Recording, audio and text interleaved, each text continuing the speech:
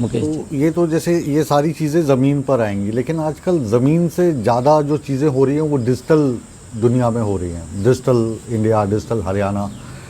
तो इसको लेकर मुझे लगता है कि शायद पहला राज्य है हरियाणा जिसने परिवार पहचान पत्र ये शुरू किया। हालांकि उन दिनों में शुरुआत में काफ़ी मुश्किलात भी आई, लॉगिन कैसे करें, कैसे भरें, क्या करें। अभी डिजिटल इंडिया के संदर्भ में ये जो परिवार पहचान पत्र पोर्टल है, इसकी क्या स्थिति है और आगे इसको किस लेवल तक आप ले जाना चाहते हैं? नहीं, देखिए, इसके माध्यम से हमारे हरियाणा के लोगों को एक बहुत बड़ा लाभ मिल रहा है। आज उसको इधर उधर कहीं देखने की ज़रूरत नहीं है, इसको सारा ऑनलाइन हमने किया है। अगर परिवार पहचान पत्र के माध्यम से हमें ये मालूम है कि उसकी इनकम क्या है और कौन कौन से लाभ उसको मिल सकते हैं, ये सारी व्यवस्था इसके माध्यम से एक बड़ा लाभ व्यक्ति को मिल रहा है और इसको हम लगातार आगे बढ़ा रहे हैं। और ताकि इस के माध्यम से व्यक्ति को कहीं दिक्कत का सामना न करना पड़े, क्योंकि कई बार व्यक्ति कोई प्रिंसिपल एम्प्लॉयर है परिवार का, चला जाता है तो परिवार के ऊपर दुखों का पार्ट उठ जाता है। तो उसके अंदर भी इसको हम देख करके उसको रजिस्टर करके उसको लाभ पहुंचाने का काम हमारी सरकार करती है। बहुत सारे ऐसे काम हैं जिनसे आज हरियाणा के अंदर अगर आप देखेंगे, बुढ़ापा बुजुर्गों को जो सम्मान भत्ता देता है ऑटोमेटिक है, 60 वर्ष का होगा तो उसकी पेंशन लग जाएगी। ये इसके अंदर बहुत सारी सुविधाएं हमारी सरकार ने दी हैं और मुझे खुशी है कि आज हम हरियाणा के अंदर बुजुर्गों को 3200 रुपये देने का काम सम्मान भत्ता हमारी सरकार कर रही है। ये जो आप भत्ते जो बढ़ा देते हो ना, ये दूसरे राज्यों के लिए समस्या हो जाती है कि हरियाणा इतना दे रहा है, हम कहाँ से दें। फिर वो नकल भी करते हैं, फिर बाद में सैलरी देने के पैसे भी नहीं रहते। तो ये जो पैसों का मैनेजमेंट है कैसे होता है? अभी हिमाचल में भी यही बात होती है, पंजाब में भी यही बात होती है। इसकी वही है, मोदी जी के नेतृत्व में पूरी मैनेजमेंट है। अच्छा मोदी सरकार का जो ध्येय है, डबल इंजन सरकार का, मोदी जी के नेतृत्व में सरकार का जो ध्येय है। अब तो आप डबल से भी कहाँ मान रहे हो, अब तो ट्रिपल इंजन की चलवा। बिल्कुल ट्रिपल इंजन है जी। बिल्कुल। ये जो चुनाव है इसमें काफ़ी कद बढ़ा आपका, कहते कि सैनी साहब ने कमाल कर दिया। जो ये नगर निगम के चुनाव थे, स्थानीय निकाय के चुनाव थे। नहीं, देखिए, लोगों का प्यार है हरियाणा के। मैं तो हरियाणा के लोगों को आपके चैनल के माध्यम से प्रणाम भी करता हूँ, नमस्कार भी करता हूँ उनको। इसी से आप खींच लाते हैं सभी को। नहीं, उनका बड़ा आशीर्वाद है और हमारी सोच है। देखिए, इंफ्रास्ट्रक्चर और कनेक्टिविटी जो है ये अहम मुद्दे हैं। बिल्कुल अहम मुद्दे हैं। कहीं पे आप कोई भी सुविधा शुरू कर दो, वहाँ पे इंफ्रास्ट्रक्चर ठीक से नहीं है या कनेक्टिविटी ठीक नहीं है। नहीं, हम इंफ्रास्ट्रक्चर के ऊपर भी उतना ध्यान दे रहे हैं। आप अगर देखेंगे कि हमारी हरियाणा की जो सड़कें भी हैं, मैंने पिछले दिनों कहा भी एक भी सड़क टूटी हुई नहीं होनी चाहिए। और मुझे खुशी है आज हरियाणा के अंदर लगभग, क्योंकि जो ये मिडिल ईस्ट का मामला चला, लुक की दिक्कत आई उसके अंदर। और जब दिक्कत आई तो वो उसमें ब्रेक लग गया कामों में। लगभग 70% सड़कें हरियाणा की, 70 से भी 80% सड़कें हरियाणा की ठीक हो गई हैं। और जो 10-20% रह गई उनके ऊपर भी धीरे धीरे करके काम चल रहा है, क्योंकि जितना सामान आता है उतनी का आगे हम कर देते हैं। और उसका क्योंकि रेट भी बढ़े हैं, उसके रेट बढ़ने के कारण भी थोड़ी सी दिक्कतें आई हैं, क्योंकि बाहर से ही हम उसके ऊपर निर्भर करते हैं। हमारे यहाँ ये नहीं बनता, क्योंकि ये ऑयल से ही निकलता है। और हम लगातार इंफ्रास्ट्रक्चर को भी गति से आगे बढ़ा रहे हैं। आप लोग देखते हैं इंफ्रास्ट्रक्चर के अंदर किस प्रकार की मैपिंग हरियाणा प्रदेश की है मोदी जी के नेतृत्व में। इन 12 वर्षों में जब ये देखा गया कि बेटियों को 100 किलोमीटर, 150 किलोमीटर पढ़ने के लिए जाना पड़ता है, पूरे हरियाणा की मैपिंग की गई और मैपिंग करके कहा गया कि हर 20 किलोमीटर के ऊपर बेटियों को कॉलेज मिलेगा। मिल गया। आज बेटियां को दूर नहीं जाना पड़ रहा। आज हज़ारों की संख्या में बेटियां, कई हज़ारों की संख्या में बेटियां अपने घर के नज़दीक शिक्षा ले रही हैं, जो परिवार के लोग उनको दूर नहीं भेजते थे। आज उनको एजुकेशन के अंदर आगे बढ़ने का मौका मिला है। जी सैनी साहब, एक मेरे जहन में जो सवाल आ रहा है, अभी हम 2026 में हैं। अब आपकी जो मीटिंग्स हैं, आपके कार्यक्रम में लगातार हम कवर कर रहे हैं, उसमें आप बात 2047 की कर रहे हो, बात अगले 5 साल की कर रहे हो। 2026 वाले जितने भी टारगेट थे वो पूरे हो गए कि हम 47 की बात करते हैं? नहीं, उसी के साथ साथ चल रहे हैं हमारे। मेरा जो संकल्प पत्र है, संकल्प पत्र के 217 संकल्प हमने लिए थे। जिस दिन आप भी मुकेश जी उस प्रेस कॉन्फ्रेंस के अंदर थे जब रोहतक में हमने संकल्प पत्र जारी किया, 217 संकल्प लिए।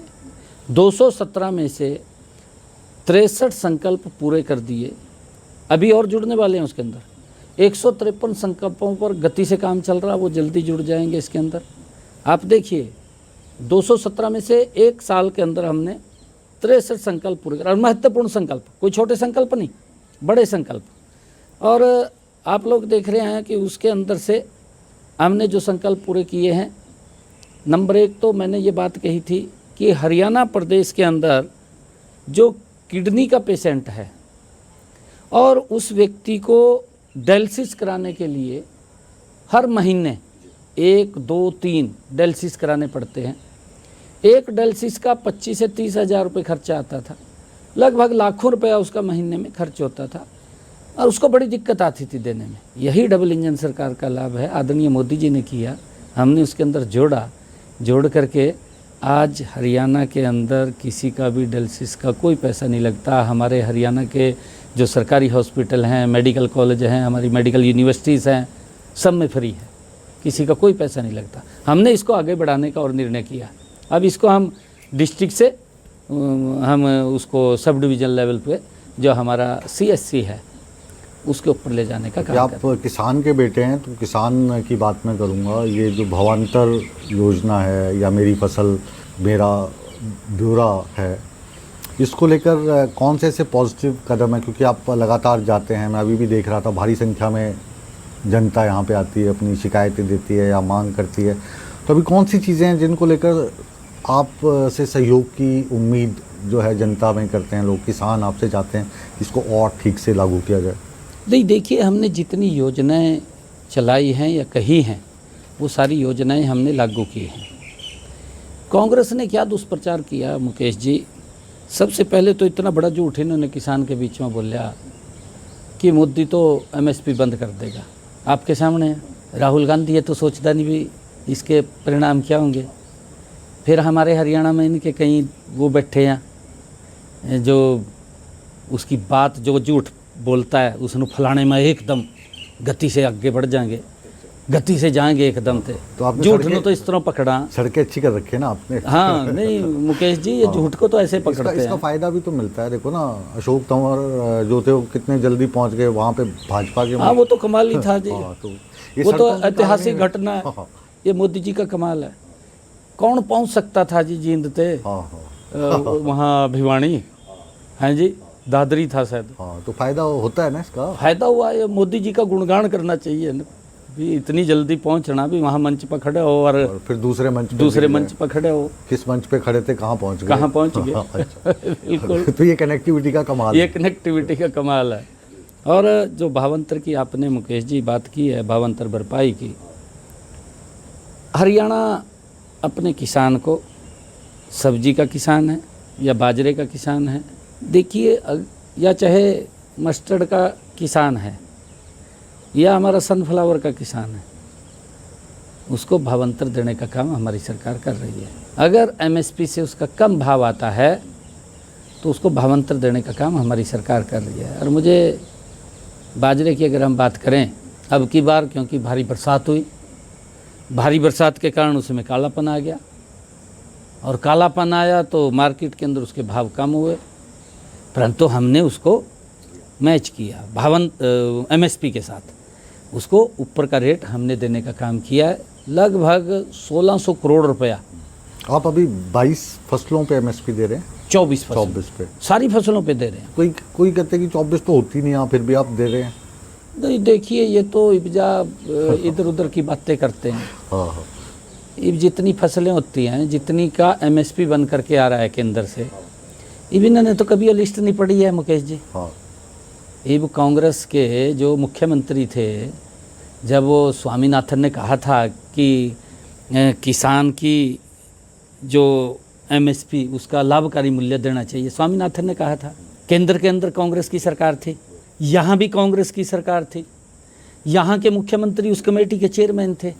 5 मुख्यमंत्रियों की कमेटी बनी थी, पढ़ा नहीं है, डस्टबिन में गिर दिया।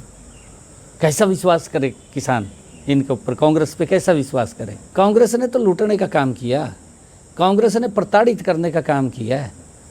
कांग्रेस ने किसान को लाभकारी मूल्य नहीं दिया है। लाभकारी मूल्य देने का काम नरेंद्र मोदी जी की नेतृत्व में डबल इंजन सरकार ने किया। मैंने कहा है ना कि हम भावांतर दे रहे हैं। चाहे सब्जी का किसान है, आलू का किसान पहले आपके सामने है, सड़कों पे गिर देता था। कवर हो गया, आप चाहे वो जो भी फसल उगा रहे हैं या बिल्कुल, खेती कर रहे हैं। लगभग मैं आलू की अगर मैं बात करूं, आलू के ऊपर लगभग हमने 125-150 करोड़ रुपया भावांतर के रूप में दे चुके हैं।